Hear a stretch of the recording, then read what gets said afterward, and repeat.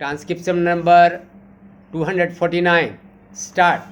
Sir, I am glad to move this motion and still more so because the prospect of having the assistance of members of both houses while dealing with this bill in the select committee is quite satisfying and promising.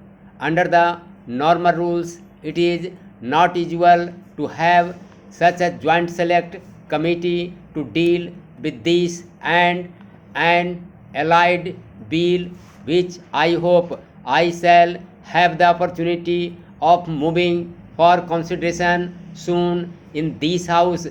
The bill as it is sufficiently voluminous, but its volume does not in any way indicate anything controversial about it. It is a straightforward bill. It goes into details and embodies a complete scheme in its provisions. It has more than 500 clauses and 10 appendices.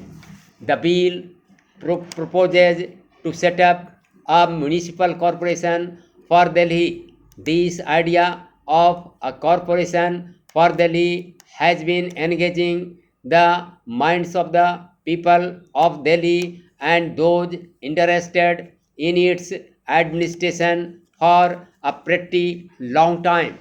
The first attempt to set up a corporation was made when a bill was framed sometime in 1947. According to that bill, only some of the civil areas of Delhi were to be included within the area to be administered by the corporation.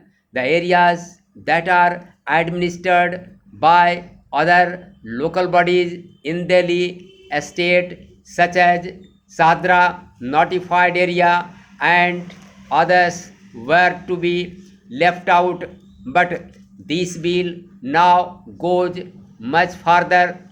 The entire civil area of the Delhi state, whether urban or rural, except the cantonment area and a part of New Delhi, is to come within the scope of this bill. Delhi has suffered from a multiplicity of authorities. We have the electricity board, the transport board, the sewage and water board, and some other similar bodies. Now, the functions that are entrusted to these bodies will all be discharged by the corporation. So, the corporation will have a very important place in the civic life of Delhi. In fact, it will be discharging the most vital functions with which the everyday life of every citizen is intimately connected. On the satisfactory and efficient discharge of its duties by the corporation will depend to a large extent the comforts of the people of Delhi, water, light, and other needs without which life is not at all possible will now have to be provided by this corporation.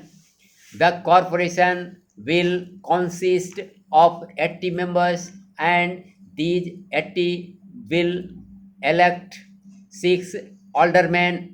The 80 members will be elected by all adult residents of the area comprising the corporation. The electoral roll, which had been framed or which may hereafter be framed for elections to the Lok Sabha, will also serve as the roll for election to the corporation. So it will be broad based on the suffrage of the entire adult population of Delhi. Besides, as I just said, it will also have the opportunity of electing 6 aldermen so that those who do not want to stand for election or who, because of their experience of public life, of their reputation, public spirit, and the like, are considered to be particularly desirable for the efficient discharge of the duties by the corporation, will thus be elected by the corporation itself. This is not now embodied in the corporation bill, but I propose to move an amendment to that effect in the select committee. I have just said that this corporation will also discharge all the duties relating to electricity, water supply, transport, sewage, drainage, etc. Even in the Bombay Corporation, the generation of electricity does not come within the purview of the corporation, although our own bill is modeled on the pattern of the Bombay Corporation. We have tried to liberalize it in certain respects.